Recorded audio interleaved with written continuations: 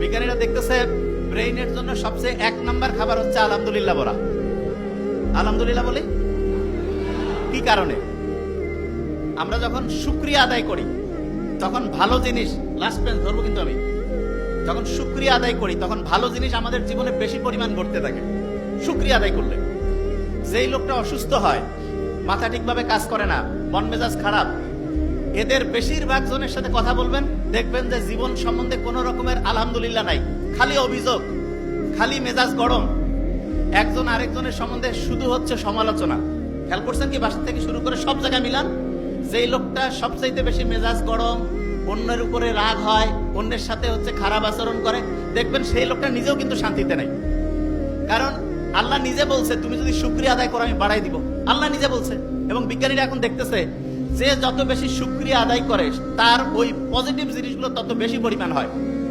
আমরা এখানে যারা যারা আছি প্রত্যেকেই একটা কথা এখন উচ্চারণ করব, আমাদের প্রত্যেকের অসাধারণ অসম্ভব ভালো একটা ব্রেন আল্লাহ দিয়েছে।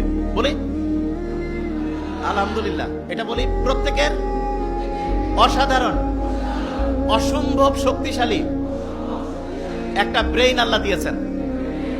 আচ্ছা, মাথার মধ্যে যে ব্রেইনটা আছে এইটার ওজন প্রায় 1.5 কেজি। কত? 1.5 কেজি ধরবো। আচ্ছা, 1.5 কেজি ওজনের একটা ব্রেইন এই খুলির মধ্যে আছে, টের কি পাওয়া যায়? আপনি হাতের মধ্যে 1.5 কেজি নেন তো, কেমন শক্ত লাগে না? ওজন লাগে না? মাথার মধ্যে যে 1.5 কেজি ওজনের ব্রেইনটা আছে, এই যে সহজে সালাম ফিরাচ্ছি, এদিকে ওদিকে যাচ্ছি, সামনে পিছনে ইয়া করতেছি, ওই রকম কি 1.5 কেজি ওজন মনে হয়? আল্লাহ একটা অসাধারণ মেকানিজম করছে। সেটা কি? মাথার খুলির মধ্যে এক রকমের পানি রাখছে। পানি রাখার কারণে আমরা যখন নদীতে সাঁতার কাটি তখন আমাদের শরীরটা হালকা হয়ে যায়। এটা আর্কিমিডিস বলে একজন বিজ্ঞানী আবিষ্কার করছে। এবং আমাদের ব্রেইনটা আমাদের এই খুলির মধ্যে ওইরকম সাঁতার কাটতেছে। এবং সাঁতার কাটার কারণে যে ব্রেইনের ওজন প্রায় 1,500 গ্রাম, সেটা কমে মাত্র 50 গ্রাম হয়েছে। কত গ্রাম? 50 গ্রাম। এটা কিন্তু একটা প্রশ্ন ধরবো। তাহলে 1,500 গ্রামের ব্রেন পানির মধ্যে সাঁতার কাটার কারণে কয় গ্রাম হয়েছে? Very fine. কত গ্রাম? 50 গ্রাম।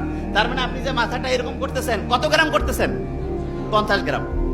আমরা যখন মায়ের গর্ভে ছিলাম না, এই যে লাস্ট বেঞ্চ, মায়ের গর্ভে যখন ছিলাম, মায়ের গর্ভেও কিন্তু আমরা এরকম সাঁতার কাটতাম। এবং আল্লাহ এত সায়েন্টিফিক, মায়ের গর্ভে যখন আমরা ছিলাম মাকে লাথি মারতাম, গুতা মারতাম, কিন্তু মা যে কষ্ট করত, এই জন্য মায়ের আলাদা একটা মর্যাদা আল্লাহ দিয়েছেন। এবং মুহাম্মদ সাল্লাল্লাহু আলাইহি ওয়াসাল্লাম তো আমরা এটা জানি যে সম্মান করব কার? মায়ের, তারপরে কার? মায়ের, তারপরে কার? মায়ের, তারপরে কার? বাবার। তার মানেটা কি? তার মানে যে যত বেশি পরিশ্রম করবে, যে যত বেশি কষ্ট করবে, তার মর্যাদা আল্লাহ তত বাড়ায় দিবে। আমরা যারা মুসলমান সমাজের আছি, আমাদের সবচেয়ে শ্রেষ্ঠ একটা বৈশিষ্ট্য হইতে হবে চেষ্টা করা, পরিশ্রম করা। 1 নাম্বার বৈশিষ্ট্য কি হবে? চেষ্টা করা, পরিশ্রম করা। পরিশ্রম আর চেষ্টা করার যে স্টাইলটা, সেটা আল্লাহ আমাদের গোটাল ডেইলি রুটিনের মধ্যে অলরেডি দিয়ে দিয়েছেন। কিরকম?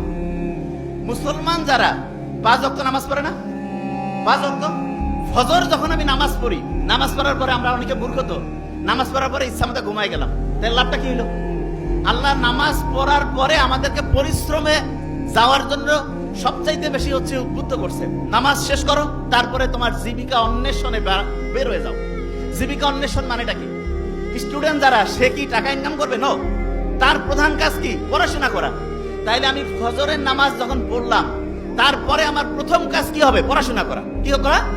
পড়াশোনা। পড়াশোনার ক্ষেত্রে সবচেয়ে ভালো বুদ্ধি যেটা, সেটা হচ্ছে আগে কোরআন পড়ে নিন।